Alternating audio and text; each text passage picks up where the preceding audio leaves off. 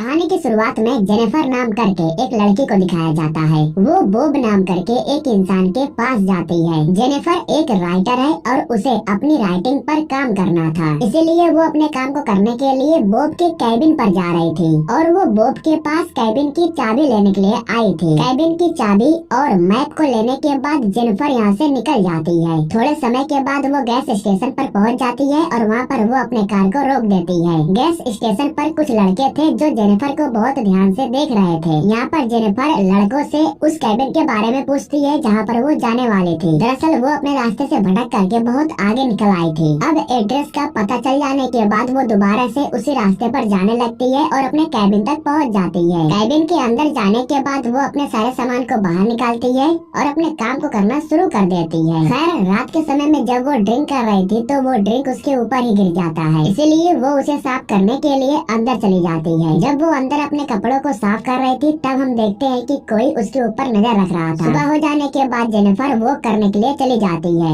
जंगल में काफी दूर जाने के बाद उसे एक छोटा सा कैबिन दिखाई देता है। घर के अंदर वो देखती है कि इसके अंदर ढेर सारा सामान रखा गया था। खैर इसके बाद जेनिफर अपने कैबिन में आ जाती है जहाँ पर वो देखती है कि उसका सारा पानी गंदा हो चुका है, इसलिए वो बॉब के पास कॉल करती है और इसके बारे में उसे बताती है। जिसके बाद बॉब कहता है कि ठीक है, मैं कुछ समय के बाद एक आदमी को भेज रहा हूँ। जिसके बाद मैथ्यू नाम का एक इंसान उसके कैबिन में आता है और उसके पाइप को ठीक कर देता है। पाइप ठीक हो जाने के बाद जेनिफर काफी खुश होती है और वो मैथ्यू को किस कर लेती है। इससे मैथ्यू थोड़ा नर्वस हो जाता है और वो बिना पैसे लिए यहाँ से चला जाता है। मैथ्यू अपने दोस्तों के पास चला जाता है। ये वही लोग हैं जो गैस स्टेशन पर थे और इनकी मुलाकात जेनिफर से भी हुई थी। इन दोस्तों को पता है कि मैथ्यू जेनिफर के कैबिन में गया था उसके पाइप को ठीक करने के लिए। तब स्टैनली कहता है कि हाँ ये बिल्कुल ठीक कह रहा है, मैंने उसकी वीडियो भी बनाई है। अब रात के समय में स्टैनली ने जो जेनिफर की वीडियो बनाई थी वो अपने दोस्तों को दिखाता है। इस वीडियो में जेनिफर ने अपने पूरे कपड़ों को नहीं पहन रखा था। इस वीडियो को देखने के बाद जोनी कहता है कि हमें उस कैबिन पर जाना होगा। सीन कट करके हमें जेनिफर को दिखाया जाता है जो रात में काम करने के बाद स्मोकिंग करती है और सो जाती है। रात में जब वो सो रही थी तो एक आवाज को सुन करके उसकी आँख खुल जाती है और वो दरवाजे पर जाती है। दरवाजे के सामने उसे एक चिड़िया मरा हुआ दिखाई देता है। अब जेनिफर कैबिन से थोड़ा दूर आ जाती है चेक करने के लिए कि आसपास कोई है कि नहीं। थोड़ी दूर तक जाने के बाद जब उसे कोई नहीं दिखाई देता है तब वो अपने कैबिन में वापस लौट आती है।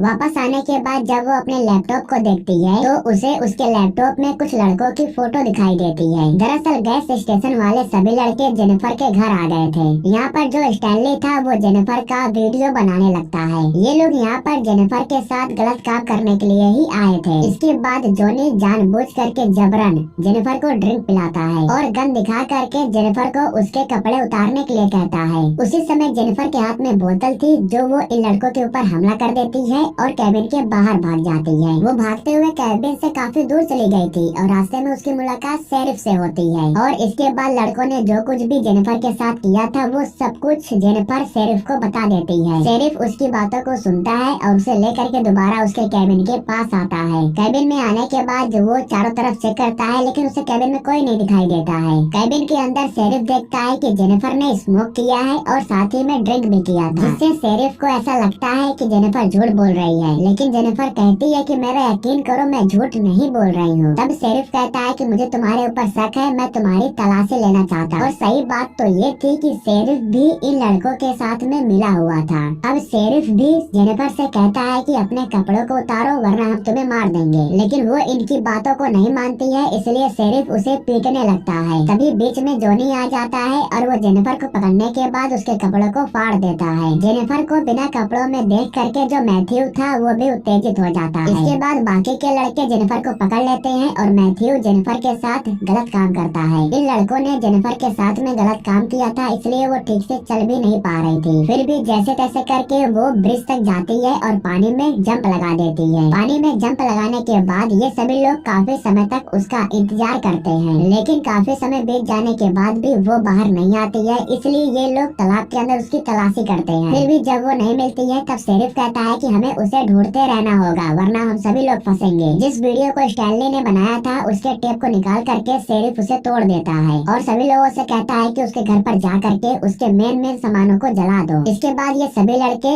उसके कैबिन में जाते हैं और उसके जो भी कपड़े सामान बचे हुए थे उसे जला देते हैं, ताकि अगर कोई चेक करने के लिए भी आए तो उन्हें इस बात का एहसास ना हो कि जेनिफर नाम की कोई लड़की यहाँ पर रहती थी। इसके बाद शेरिफ घर चला जाता है, जहाँ हम देखते हैं कि वो अपनी बेटी और अपनी बीवी के साथ में रहता है। कुछ दिनों के बाद कैबिन की चाबी लेकर के शेरिफ बॉब के पास चला जाता है और कहता है कि वहाँ पर जो जेनिफर नाम की लड़की रहती थी अब वो वहाँ से भाग चुकी है। बॉब कहता है कि शायद उसका काम खत्म हो गया होगा, इसलिए वो वहाँ से चली गई होगी। मुझे तो खुशी है कि वो वापस नहीं आए, क्योंकि मुझे तो उसका डिपॉजिट वापस भी नहीं करना होगा। खैर, अब इस तरीके से काफी दिन बीत जाते हैं और सभी लड़के अपने अपने काम में लग जाते हैं। एक प्रकार से ये सभी लोग धीरे धीरे करके जेनिफर को भुला चुके थे, लेकिन जेनिफर अभी इन लोगों को नहीं भुलाई थी। वो अपना बदला लेना चाहती थी। एक दिन अचानक वो मैथ्यू के सामने आ जाती है। जब मैथ्यू उसे देखता है तो बहुत डर जाता है, लेकिन अगले ही पल वो वहाँ से गायब हो जाती है।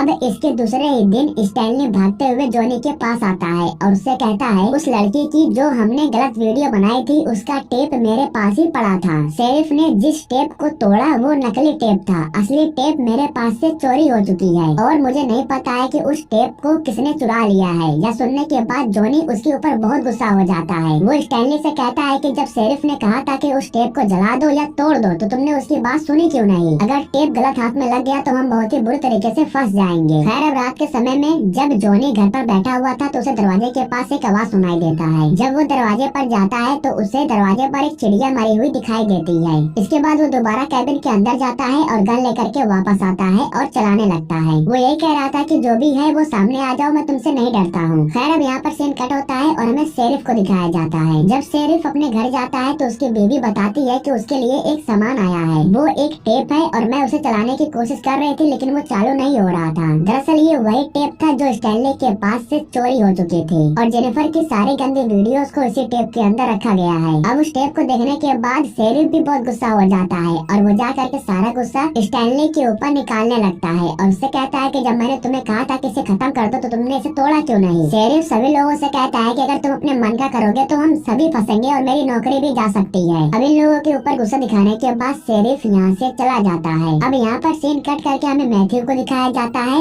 उसको उसके ही घर से एक आवाज सुनाई देती है। घर के अंदर जाने के बाद वो सीढ़ियों से नीचे गिर जाता है और जब उसकी आँख खुलती है तो वो अपने आप को दूसरी जगह पर पाता है, जहाँ पर वो देखता है कि ठीक सामने उसके जेनिफर बैठी हुई थी। जेनिफर को देखने के बाद मैथ्यू उसके पास जाता है और उसे कहता है कि मुझे माफ कर दो, जो भी हुआ मुझसे गलती हो गई। मैंने तुम्हारे साथ जो कुछ भी किया वो मैं जानबूझ करके नहीं करना चाहता था, लेकिन मैं उस समय अपने आपे में नहीं था। इसके बाद जेनिफर उसे नीचे सुला देती है और उसके पास एक रस्सी थी। उसी रस्सी की मदद से वो मैथ्यू के गले को दबा करके उसे जान से मार देती है। अब इस तरीके से मैथ्यू की मौत हो जाती है। सीन कट करके हमें स्टैनली और उसके दोस्त डक को दिखाया जाता है। ये लोग जंगल में घूमते हुए उस कैबिन तक पहुंच गए थे जहाँ पर जेनिफर पहली बार आई थी। डक नहीं रुकता है, वो चेक करने के लिए कैबिन के अंदर चला जाता है। इधर जो स्टैनली था वो वापस अपने घर की तरफ जा रहा था, लेकिन तभी उसके सामने जेनिफर आ जाती है। उसने पहले से ही ट्रैप बिछा करके रखा था और उसे ट्रैप में स्टैनली फंस जाता है। उसकी हेल्प करने के लिए जब यहाँ पर डक आता है तो पीछे से जेनिफर उसके ऊपर हमला कर देती है। अब कुछ समय के बाद